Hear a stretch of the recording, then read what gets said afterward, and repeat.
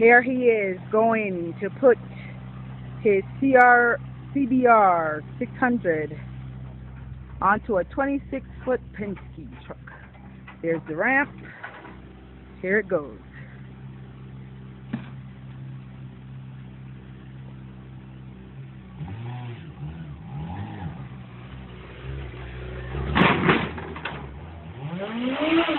Oh, Lord have mercy.